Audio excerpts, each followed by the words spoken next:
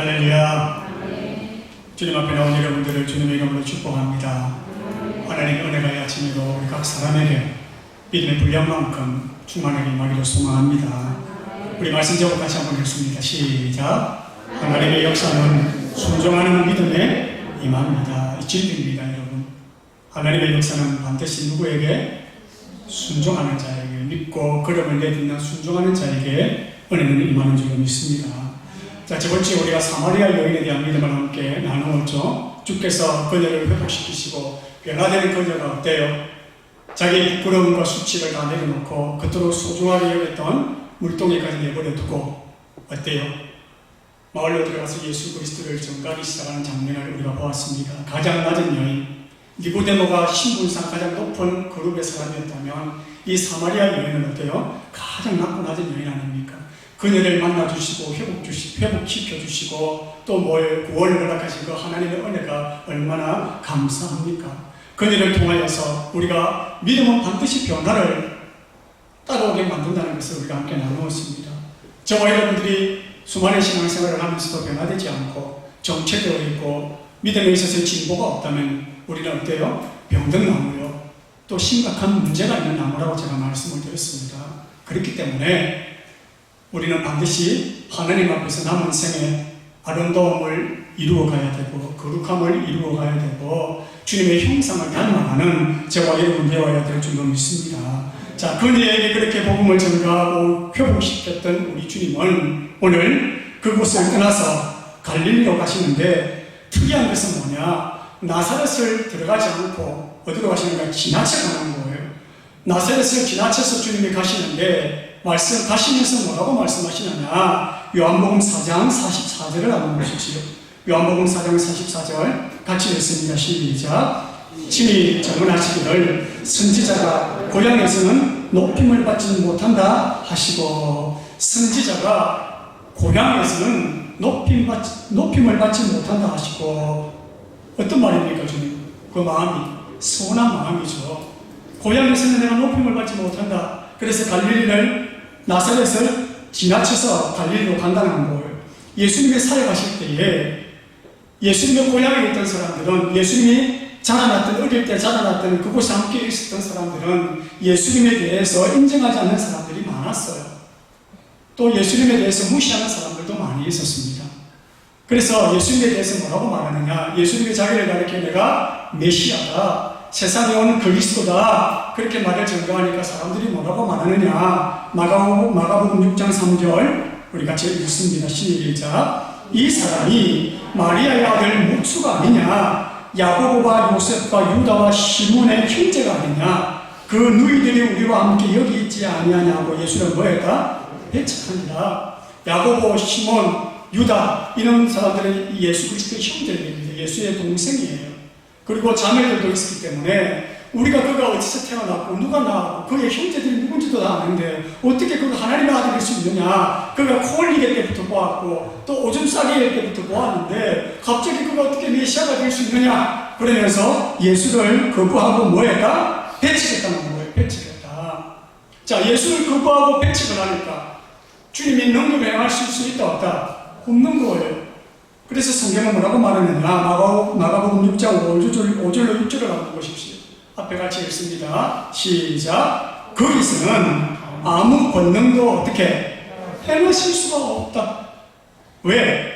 믿지 않고 배척을 해버리니까 아무리 주님의 몸에 아무리 주님 속에 엄청난 능력과 권능이 역사하고 있다 할지라도 주님도 믿지 않는 자들에게 권능을 행할 수 있다 없다? 없다는 거예요. 그래서 거기서는, 즉 자신을 믿지 않고 배척하는 곳에서는 권능을 행하실 수가 없더라는 거예요. 그래서 거기서 권능을 행하실 수가 없고 다만 몇 명? 소수의 병자들 이렇게 말을 합니다. 적은 병자들만 안수하여서 고쳐주었고 그들의 믿음 없는 것을 어떻게 여겼다? 이상하게 여겼다. 이상하게. 왜 저들이 믿지를 않을까? 주님이 이상하게 여겼다는 거예요. 여러분, 이 말씀 한 구절에서 우리가 유추할 수 있는 것은 뭐예요? 믿음이라는 것은 하나님의 능력을 우리의 삶에 개입하게 하는데 절대적인 필요 요소라는 거. 바꾸어 말하면 믿음이 없는 곳에서는 능력도 임하지 않는다는 것입니다. 믿음이 없는 곳에는 하나님의 은혜가 임하지 않는다. 즉 믿음이 없는 자들에게 주님은 역사할 수 없다는 거예요. 아무리 주님이 능력으로 충만하여도 믿음이 없는 그 사람에게 은혜가 들어갈 수가 없다. 그렇기 때문에 오늘 저와 여러분들에게 필요한 것은 믿음입니다. 할렐루야. 네. 할렐루야. 네. 박수 한번 칩시다. 시작.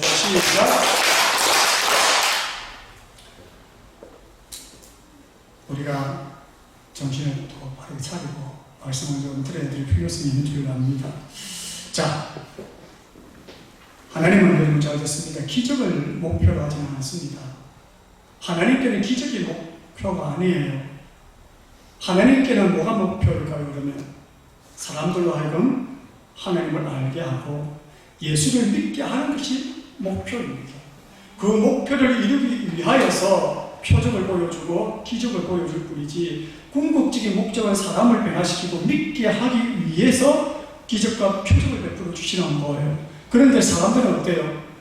주님이 어떤 분이신지 그 주님에 대해서 깊이 알고 사랑하려고 하지 않고 주님이 보여주시는 그 과정 속에 있는 기적과 표적만을 말하는 거예요. 주님은 그것을 통하여 예수를 알게 하고 하나님께로 인도하기를 원하는데 거기에만 머물러 있어서는 안 된다. 할렐루야. 그렇기 때문에 하나님이 기적과 표적을 행하시는 것은 하나님을 알게 하고 믿게 하기 위해서 보여주는 것이기 때문에 여러분, 우리가 하나님을 믿고 사랑하고 주님께 어디로 나아가는 이것 자체가 더 중요한 본질임을 꼭 깨달을 수 있기를 주님 이름으로 축복합니다. 아멘. 하나님을 영광스럽게 하고 하나님을 드러내고 하나님의 하나님 되심을 우리 삶 가운데 나타내는 목적 없이 우리가 드러내는 모든 표적과 기적은 아무 소용이 없어요. 하나님 앞에 의미가 없어요.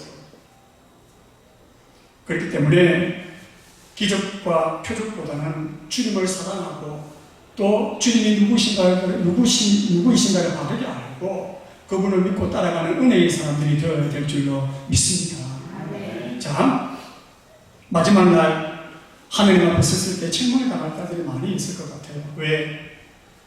자기를 드러내기 위해서, 자기를 높이기 위해서 때로는 표적과 기적을 해가면서 자기 자신의 영광을 다 받아버리는 사람들은 주님 앞에 섰을 때에 큰 책망을 받을 것입니다. 우리의 삶을 통하여서 우리가 비추어야 할 대상은 예수 그리스도요. 우리가 나타내야 될 분도 예수 그리스도요. 우리가 드러내야 될 분도 예수 그리스도요.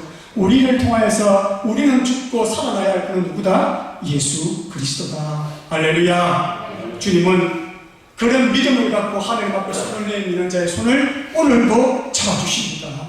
아멘. 주님 없이 은혜와 표적만을 구하면서 손을 내미는 자에게는 주님은 뭐예요? 나를 더 사랑하는 그 은혜가 너에게 있기를 원한다. 내가 누군지를 더 알기를 원하는 갈망이 너에게 있기를 원한다. 그렇게 안타까워하시는 거예요. 네가 나를 원하느냐? 단지 표적과 기적을 원하느냐? 오늘 주님이 많은 성도들에게 묻고 계시는 줄 믿습니다. 하나님 앞에 믿음으로 나가는 은혜를 갖기를 주님 이름으로 축복합니다. 나사렛 사람들이 예수님의 어릴 때 모습을 너무나 잘 보았기 때문에 같이 뛰놀고 또 같이 발가벗고 물속에 들어가서 수영도 하고 콜리기 하고 오줌도 싸고 그런 모습들을 다 알고 있었기 때문에 여러분 오늘 갑자기 그 예수가 요단강에서 침례를 받고 오더니만 내가 하나님의 아들이다. 그러니까 기가 찬 거예요. 도저히 납득이 안 되고 믿을 수가 없는 거예요. 그래서 믿지 않았고 배척을 했다고 말하고 있어요. 그리고 그들 중에 주님은 기적 행할 실수가 없었고 다만 적은 병든 무리에게는 안수하여 고쳐주었다. 성경은 그렇게 말하지 않습니까? 자, 그렇게 사람들이 자기를 배척할 때 예수님께서 뭐라고 하셨느냐? 성경 한번 보십시오. 요한복음 14장 11절 같이 읽습니다. 시작. 내가 아버지 안에 있고 아버지께서 내 안에 계심을 믿어라. 그렇지 못하겠거든 행하는 그 일을 나를 뭐해라? 나를 믿어라. 그렇지 못하겠거든 행하는 그 일, 나를 통해서 나타나는 선하고 아름답고 거룩하고 영혼을 살리고 회복시키는 그 일을 통해서라도 나를 믿어라. 도무지 믿을 수가 없거든. 그것들을 보고서라도 믿음이 있는 자가 되고 믿지 않고 지옥 가는 자가 되지 말라. 주님의 간절한 바람이죠, 여러분. 그래서 믿음이라는 것은 뭐냐? 따라합니다. 믿음은 의심의 도전을 이겨내는 것이다. 믿음이 뭐라고요? 왜 이 의심이 끊임없이 우리 속에서 도전을 해요? 여러분, 하나님이 살아있다고 믿냐? 하나님 죽었어. 하나님 계시지 않아. 내 바람일 뿐이야. 상상일 뿐이야. 어쩌면 주님이 안 계실지도 몰라. 끊임없이 우리 속에서 나기는 뭐예요? 의심의 도전을 불러일으킵니다. 끊임없이. 그러면서 우리의 믿음을 갉아먹기를 원해요. 그때마다 우리가 어떻게 해야 됩니까? 끊임없이 그 도전을 믿음으로 물리치고 말씀으로 물리치고 할렐루야, 하나님의 은혜에 굳건하게 쓰고 말씀 위에 굳건하게 서서 승리하는 저와 여러분 될 수 있기를 축복합니다. 유기성 목사님의 이 설교 가운데 보면 이런 말씀이 나와요. 예화가 나오는데, 예수 전도단에, 잘 알죠? 예수 전도단에 유명한 예언 사역을 하였던 진 다니엘이라는 분이 있습니다. 진 다니엘. 이분이 예언 사역을 했는데 어떤 분이냐면 10대 때 강력한 성령의 기름 부으심을 받았어요. 그래가지고 이 10대 때부터 뭘 했느냐면 성령 사역을 했습니다. 은사 집회를 하고 그 다음 전도 집회를 할 정도로 대단한 사람이었어요. 10대가 수많은 군중을 모아놓고 은사 집회를 한다는 걸 생각을 해보십시오. 그리고 전도 집회를 하고 있고 수많은 사람들을 모아놓고 얼마나 강력한 성령의 기름 부으심이 됐는지. 그런데 이분이 이제 그런 은사와 집회를 하면서 신학교를 가게 되었어요. 신학교를 가서 학교도 다니고 집회도 인도하고 여러 가지 활동을 하니까 이 몸에 무리가 와서 쓰러져 버렸어요. 쓰러져 버린 다음에 병원에 입원을 해서 누워있는데 이 진 다니엘이 큰 낙심과 좌절이 몰려오기 시작합니다. 왜? 하나님이 나를 버리셨나? 내가 왜 이렇게 누워있나? 아니, 하나님은 전능하신 분이고 능력이 있는 분이시고 하나님은 권능이 있는 분이신데 그분이 나와 함께하고 있다면 내가 왜 쓰러져야 되느냐? 내가 왜 아파야 되느냐? 그리고 내가 왜 병원에 누워있느냐? 그러면서 엄청난 시비에 빠져가지고 절망의 깊은 나라로 떨어지고 있는 거예요, 이 진 다니엘이. 왜? 원체 큰 능력을 받은 사람이기 때문에 자기가 아파서 쓰러진다는 것은 생각도 못한 거예요. 그런데 자기가 아파서 확 쓰러져 버리니까 아무런 힘도 없고 무력하게 병원에 누워있으니까 하나님 나를 떠나셨다. 그렇게 절망이 오기 시작하는 거예요. 그리고 좌절이 오기 시작합니다. 그러던 어느 날 한 자매가 자기를 찾아와요. 한 자매가 자기를 찾아와서 알지도 못하는 자매예요. 알지도 못하는 자매인데 어떻게 왔느냐 물어보니까 하나님이 가라고 해서 왔다는 거예요. 그게 언제 들었어요? 제가 이제 간증했죠. 하나님이 가라고 해서 갔다. 제가 차 몰고 가는데 하나님이 세워서 세웠다. 그리고 이것이 응답이 신학교를 가라. 제 뒤통수에 대고 그렇게 말하고 목사님 제가 한번 간증해 드린 적이 있죠. 하나님이 가라고 해서 왔다는 거예요. 그러면서 그 자매가 와서 뭐라고 말하느냐, 성경을 봅니다. 그러면서 골로새 1장 27절을 읽어줍니다. 하나님이 너에게 가서 이 말씀을 읽어달라고 그러더라.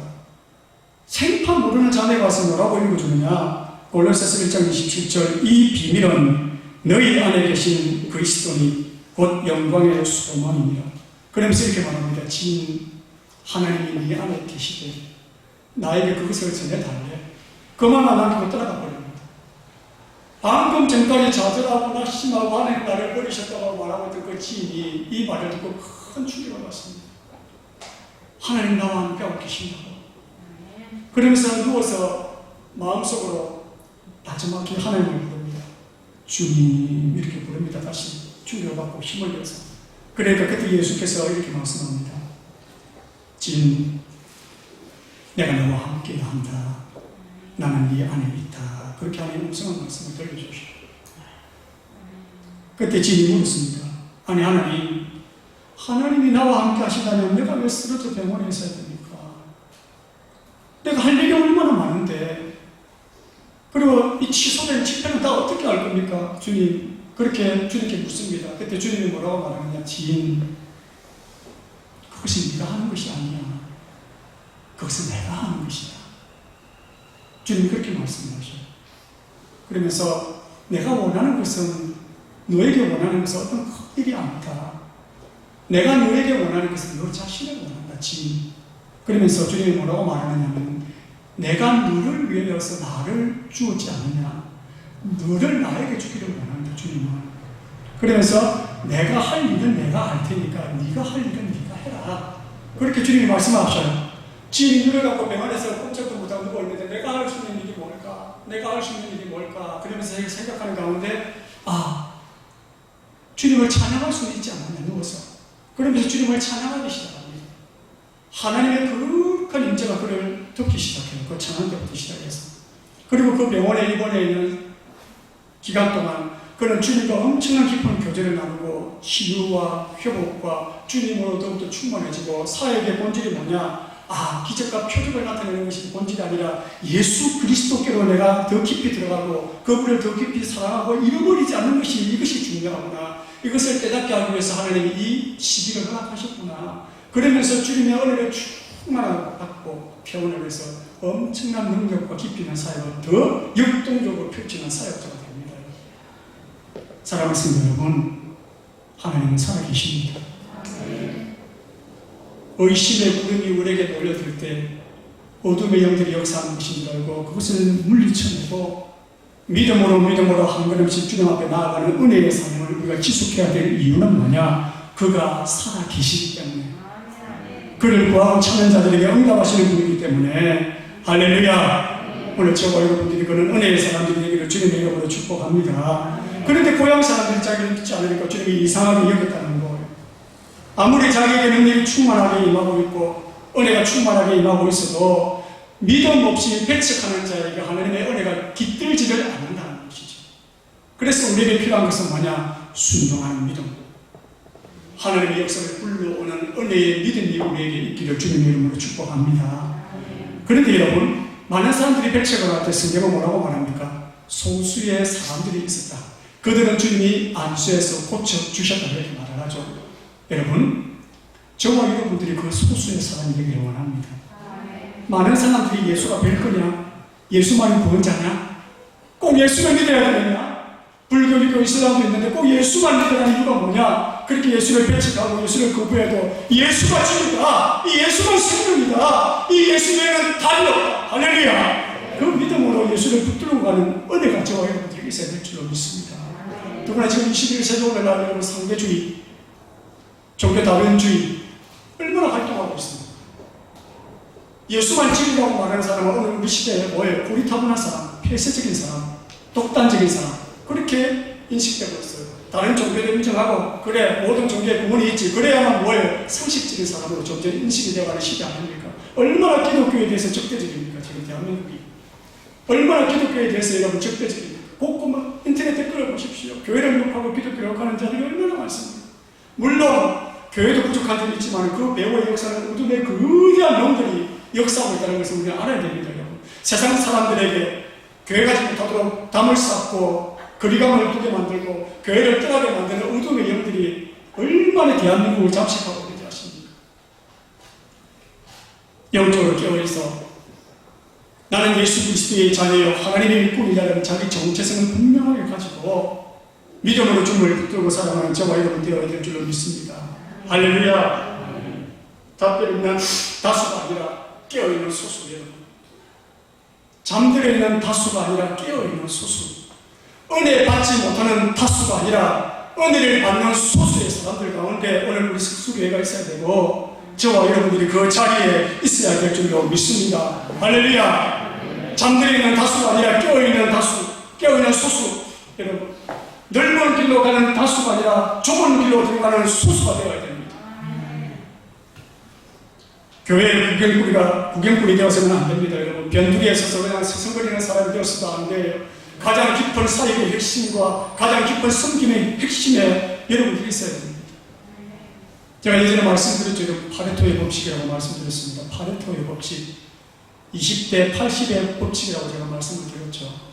어느 단체든지 어느 그룹이든지 20%의 사람이 80%의 사람을 이끌고 간다는 거예요.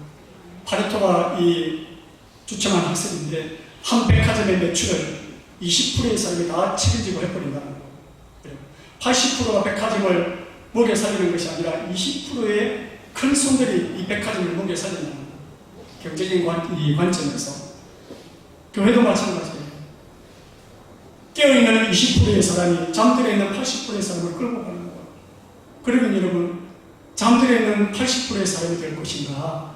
깨어있는 20%의 사람이 될 것인가? 주님이 인정하는 20%의 사람이 될 것인가? 아니면 뭐예요? 그냥 손님처럼 서성거리고 변두리에 돌다 떠나가 버리는 80%의 사람이 될 것인가? 주님은 반드시 20%의 사람을 데리고 가실 것입니다. 찾아내실 것입니다. 오늘 저와 여러분들이 걷는 은혜의 사람들이 되기를 축복합니다.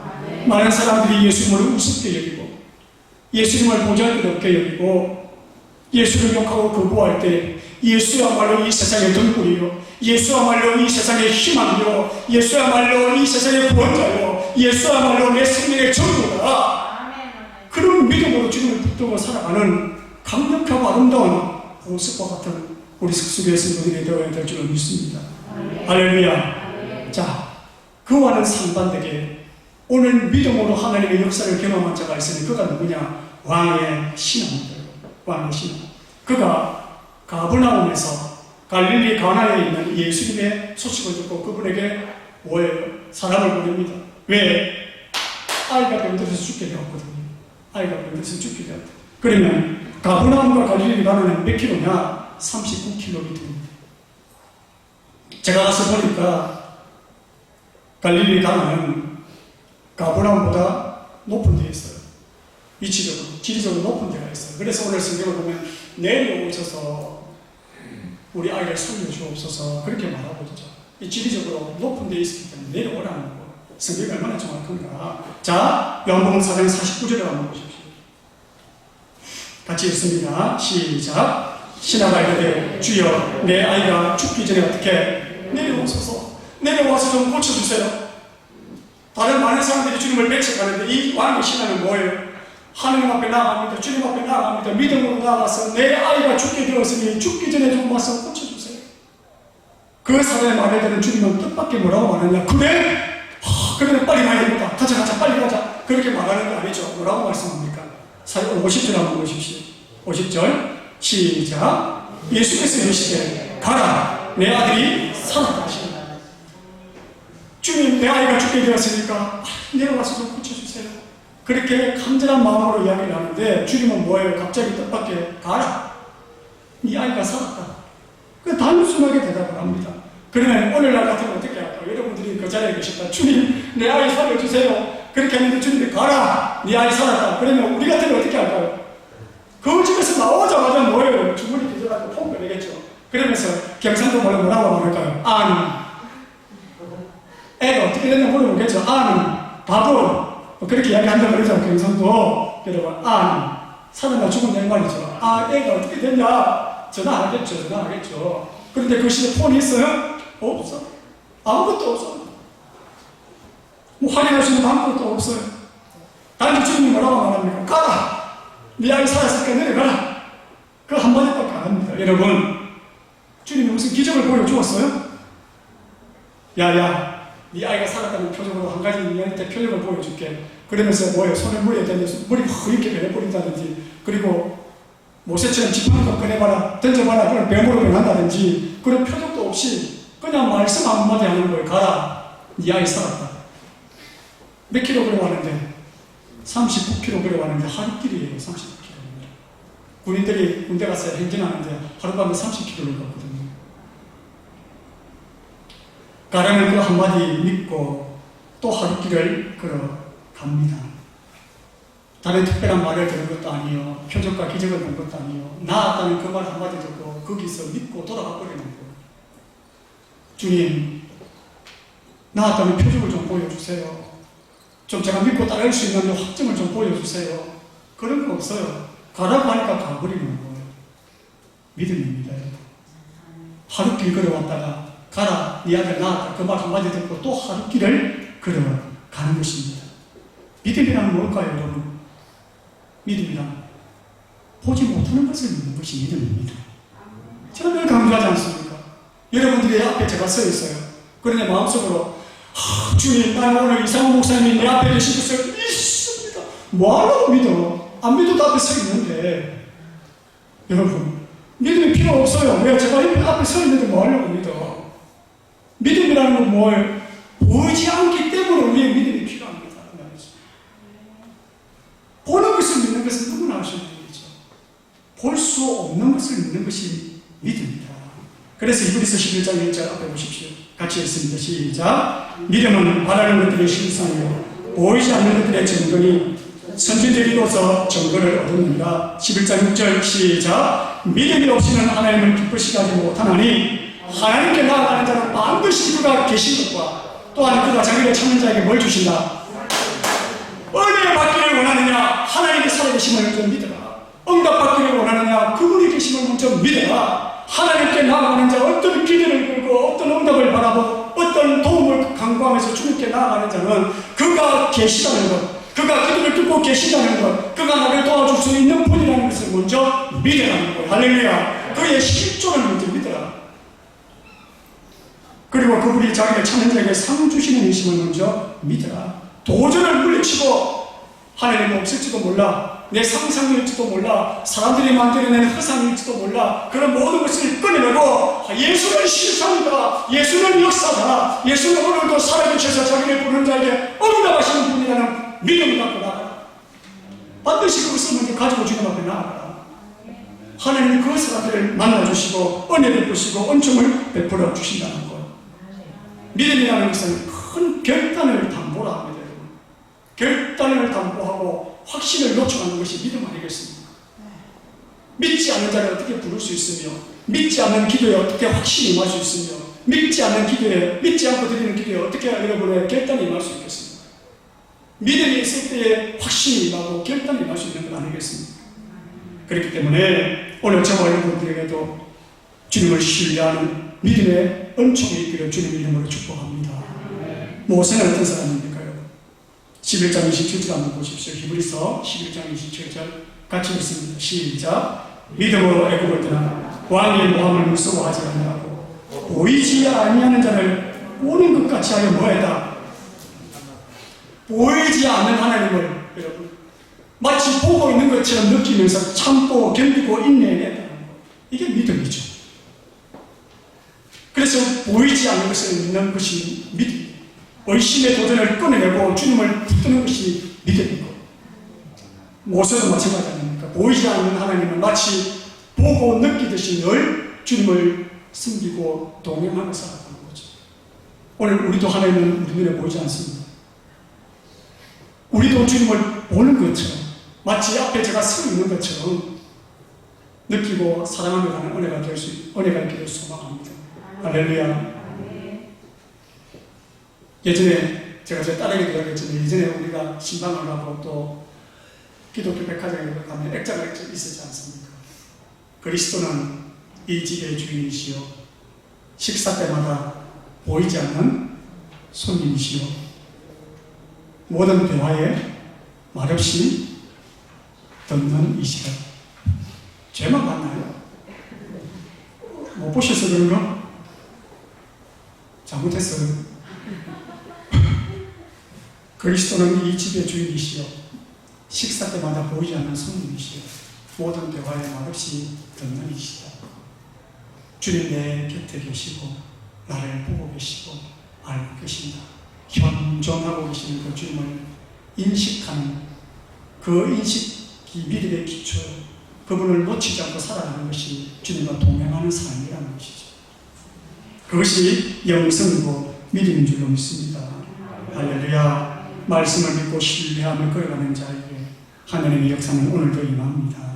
여러분, 표적을 보고서도 믿지 않고 표적을 보지 못하고는 믿지 않는 무리들이 있었지만 오늘 이 왕의 신앙은 뭐예요? 표적을 보지도 않고 말씀 그대로 믿고 따라가면서 기적과 능력을 체험하는 은혜의 주인공이 됩니다. 그래서 믿음이라는 것은 말씀을 신뢰하고 그 말씀 붙들고 걸음을 내딛는 자들이 믿음의 사람입니다.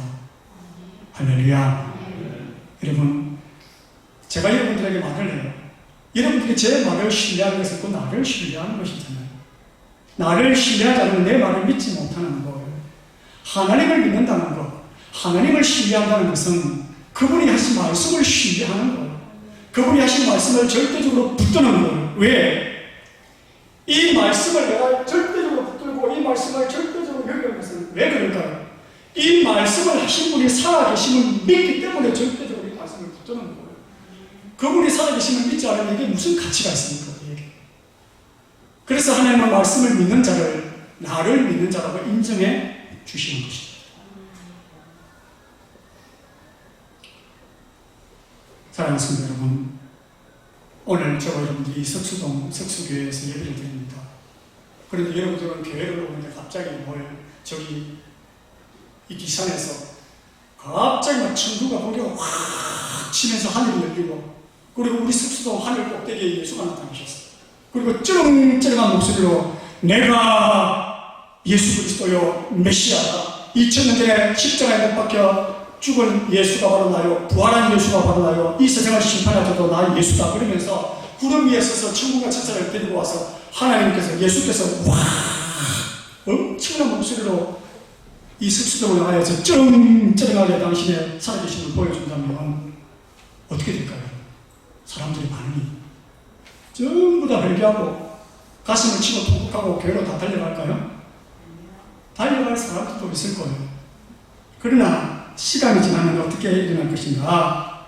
믿는 사람들도 있겠지만 인터넷 사이트에는 온갖 글이 다 올라올 겁니다. 어떤 글이 외계에서 보낸 이 사인이다, 외계인이 보낸 이 무슨 신호다, 쉽게 말하면 세계말적 현상이다, 사람들의 영혼이 사람들의 마음이 정서가 만들어낸 환상이다, 그러면서 이 이상한 글들이 도배가 되기 시작하고 각곳에서 이상한 일들이 일어나기 시작할 것입니다.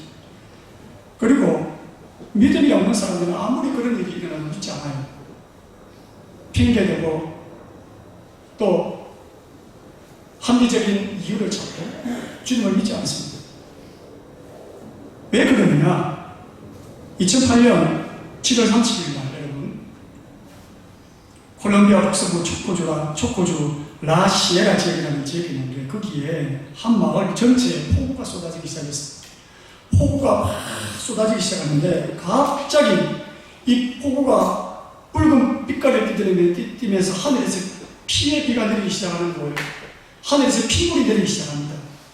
이 초코주 라이아시에 사람들이 놀래가지고 막 뛰어나옵니다. 그러면서 이 일이 무슨 일이냐, 그러면서 이 사람들이 성당으로 찾아가고 신부를 데려오기도 합니다. 그런데 그때 라시아가 주지신부 조니 밀턴 코르도비는 이렇게 말합니다. 피의 비가 내리는 걸 목격했다는 주민의 증언을 직접 들었다. 잘못을 깨우치고 현실을 돌아보라는 하나님의 경고로서 사람들에게 내린 신호라고 볼 수 있다. 그렇게 신문에다가 이 인터뷰를 했어요. 더 놀라운 것은 뭐라고 말하냐면 하늘에서 빌볼처럼 핏물이 막 떨어져 내리니까 사람들이 놀래가지고 그 핏물을 담아다가 보관을 했어요. 보관을 해가지고 비가 그친 후에 주민들의 의뢰로 이 핏물을 성분을 분석을 합니다. 성분을 분석을 하니까 놀랍게 피와 동일한 성분의 이 빗물이라는 것이 밝혀졌어요. 그래서 신문에 대해서 특별했습니다. 주지신부 조니 밀턴 코르도바는 이렇게 말합니다. 주민들이 당국에 의뢰한 조사 결과 세균학 전문가가 떨어진 빗물에서 과학적으로 피의 성분이 나왔다고 확인했다. 신문에 나온 기사예요. 여러분, 말은 이 하늘에서 비가 어마어마하게 쏟아지는데 우리 석수동 전체에 비가 쏟아진다고 봅시다. 그리고 그 비가 갑자기 핏물이 돼서 붉은 비가 내리기 시작합니다. 그 붉은 비의 성분을 조사하니까 피와 똑같은 성분이라는 거. 그것이 밝혀졌을 때 우리 이상으로 생각하지 않는 이 희한한 일이 발생됐을 때 어떻게 할까요? 회개하고 하나님으로 돌아갔을까요? 아무런 변화가 없었어요. 그 지역 전체에. 세상이 그 정도로 환악합니다. 더 놀라운 것은 2001년도 인도의 케릴라 지방에서도 이와 똑같은 비가 내렸고 그 비도 조사하니까 똑같이 피해 성분이었다는 거예요. 그런데도 사람들은 어때요? 충격받지 않습니다. 요한계시록을 보면 두 증인이 나옵니다. 이 두 증인이 나와서 어떤 역사를 일으킵니까? 3년 반 동안 하늘을 닫아서 비가 내리지 않게 합니다. 그리고 비가 내리게 만듭니다.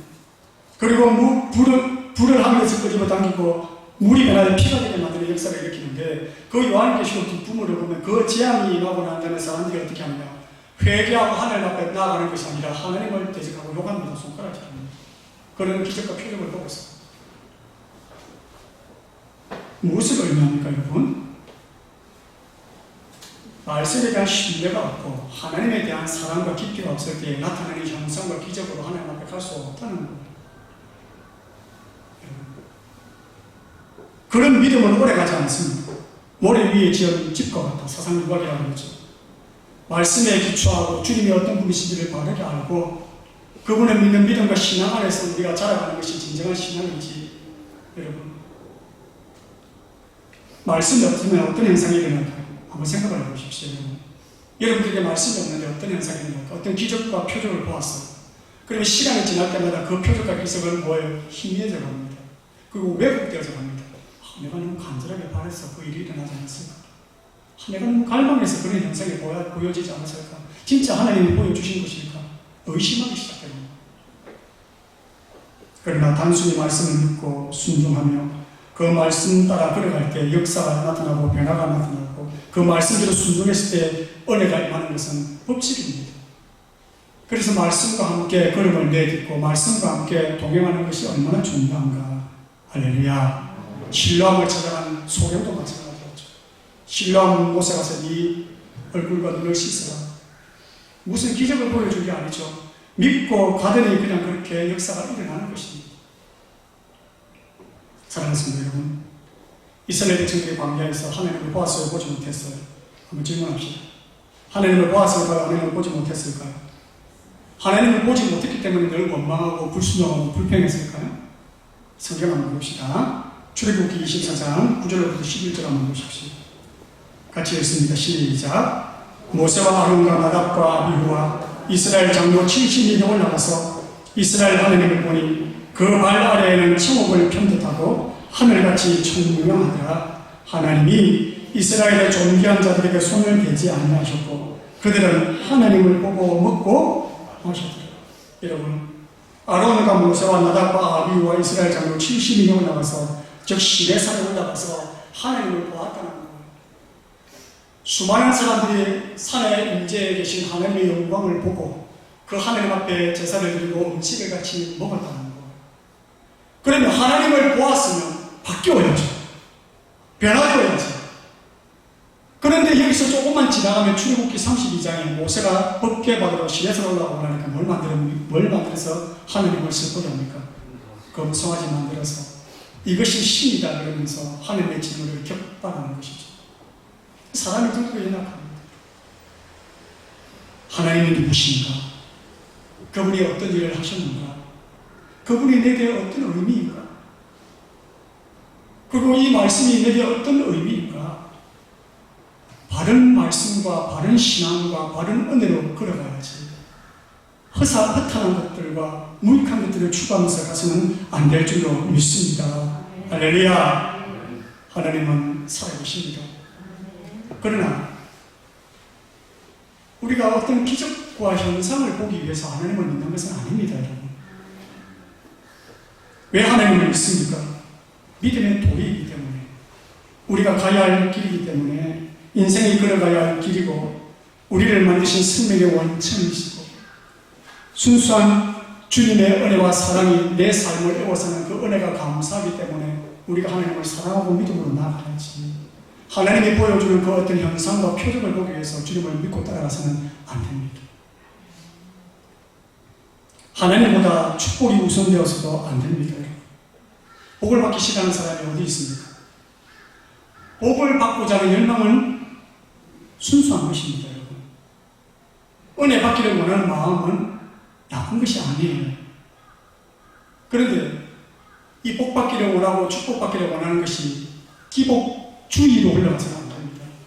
이것만이 전부라고 생각해서 그것만을 추구하는 삶으로 달려가서는 안 됩니다.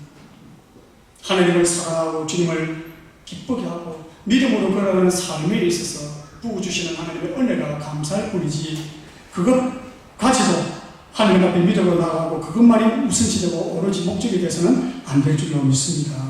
할렐루야.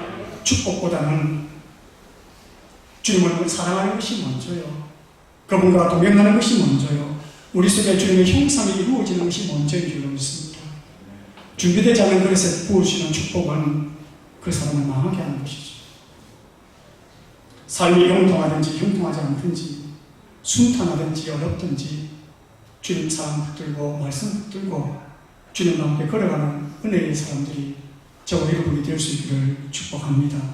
상황에 따라서 흔들리지 않은 믿음, 주님이 목적이 되고 주님이 내 삶의 의미가 된 분들은 삶의 환경에 따라서 쉽게 흔들리지 않죠. 그러나 축복과 은혜가 목적인 사람은 내 삶의 어려움이 다가올 때 금방 넘어질 수밖에 없지 않겠습니까? 주를 사랑하는 저와 여러분 될 수 있기를 축복합니다. 할렐루야. 사랑하는 성도 여러분, 하나님 살아계십니다. 따라합니다. 하나님 살아계십니다. 그분이 살아계시고 오늘도 역사하십니다. 그러나 믿는 자에게 역사합니다. 순종하는 자에게 역사합니다. 오늘 저와 여러분에게 그런 순종하는 믿음과 은혜가 되기를 주님의 이름으로 축복합니다. 마지막 한 가지 간증만 말씀드리고 마치겠습니다. 한 탈북자 가정에서 주님 앞에 드린 간증인데요. 이 탈북민들이 탈북을 할 때에 압록강을 건너서 중국으로 가서 거기서 공안을 피해서 중국 공안을 피해서 라오스나 또 베트남을 경유해서 우리나라에 들어오는 루트가 있다고 그래요. 길이 있다고 그럽니다. 그래서 이 중국으로 건너가서 중국이 저 베트남과 그 다음 라오스와 그 국경을 맞대고 있기 때문에 공안을 피해서 그쪽으로 피해가지고 거기서 그 나라를 거쳐서 우리나라로 들어오는 루트가 있다는 거예요. 그런데 그 일에 쓰임받는 선교사들이 있습니다. 탈북민들을 돕고 그들을 인도하는 선교사들이 있어요. 잡혀서 죽는 분들도 계시고 중국에 갇혀 있는 분들도 있어요. 그리고 북한에 지금 선교사들이 잡혀 있는 분들도 있습니다. 그 탈북민을 돕는 목사님이 계신데 그 탈북민을 꼭 한국으로 보낼 때 이 목사님이 암송을 시키는 말씀이 있다고. 뭘 준비해야 되느냐? 절대적으로 이것만은 준비하고 가라. 그러면서 끊임없이 암송을 시킨다는 거예요. 뭐냐? 시편 46편 1절로 3절. 하나님은 우리의 피난처시와 힘이시오니 환난 중에 만날 큰 도움이시라.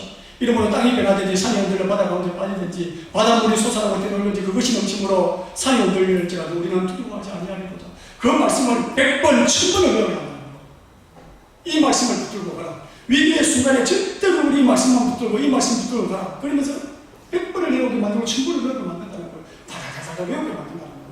실제 상황입니다, 여러분. 선교사님들이 이 탈북민들한테 이 말씀을 외우게 만든다는 거예요.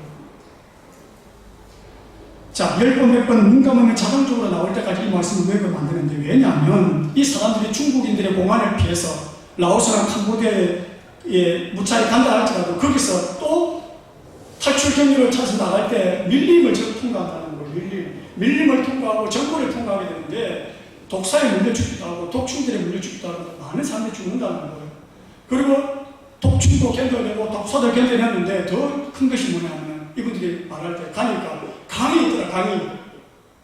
강을 건너가야만 안전한 지대로 들어갈 수가 있는데 그 강물에 들어가서 떠밀려 내려가는 사람이 엄청 많다는 거예요. 검증 때문에. 아니나 다를까 이 어머니도 자식들의 손을 잡고 두 명의 손을 잡고 그 강물을 이제 마지막 건너야 되는 거예요. 독충도 피하고 독소도 피해가지고 무사히 건너는데 건너왔는데 이 강만 지나가면 되는 거예요. 급한 마음에 강을 들어가는데 어때요? 부력 때문에 몸이 둥 뜨더라고요. 금년을 흘러내려가기 시작하고 몸이 붕 뜨는데 너무너무 두렵더라는 거예요. 자식들도 붕 뜨고 자기도 붕 뜨고 떠밀려 내려갈 것 같더라는 거예요. 그때 선교사님의 이 말씀이 생각나더라는 거예요. 하나님은 우리의 피난처시로 힘이신 환난 중에 만날 큰 도움이시라. 그러므로 땅이 변하든지 산이 흔들려 바다 가운데 빠질지라도 내가 두려워하지 않는다. 그 말씀을 계속 외우면서 주여 우리의 피난처 되시고 힘이 되신 주님 우리를 도와주십시오. 자기도 모르게 그 말씀이 기억나면서 기도가 시작되는 거예요. 그때 놀랍게 물 밑에서 갑자기 자기 발을 콱 잡는 소리 들어가는 거예요. 자기 발을 콱 잡으면서 걸음을 한 걸음씩 물 밑에서 소리 그 발을 땅을 딛고 가게 만들면서 인도를 하기 시작하더라는 거예요. 이 어머니가 놀래가지고 아이들에게 묻습니다. 얘들아, 물 밑에서 발을 잡는 소리 느껴지니? 놀랍게 아이들도 엄마, 누군가가 내 발을 잡고 걸음을 인도하고 있어요. 할렐루야. 여러분, 누군가가 내 발을 잡고 내 걸음을 인도하고 있어요. 엄마도 건너고 아이들도 건너고 물 밑에서 누군가가 잡아서 걸음을 내딛게 만드는 그 손을 의지해서 탈출에 성공해서 한국에 정착했다고 간증을 하더라고 말입니다. 믿음이 없어서 하나님의 내 눈에 안 보일 뿐이지 하나님 살아계십니다. 그 말씀은 오늘도 유효하고 그 말씀을 믿고 따라가는 자에게 역사는 일어납니다. 이제 우리 몫입니다. 우리는 말씀을 죽은 언어로 대접하고 있지 않는가? 그냥 책에 기록된 단어로 평가절하하고 있지는 않는가? 아니면 나를 살리는 생명으로 믿고 살아가는가? 순종하는 자에게 이 말 은혜를 기억하고 하나님 살아계심을 믿고 믿음으로 걸음을 내딛어 우리도 은혜를 경험하는 저와 여러분 될 수 있기를 축복합니다.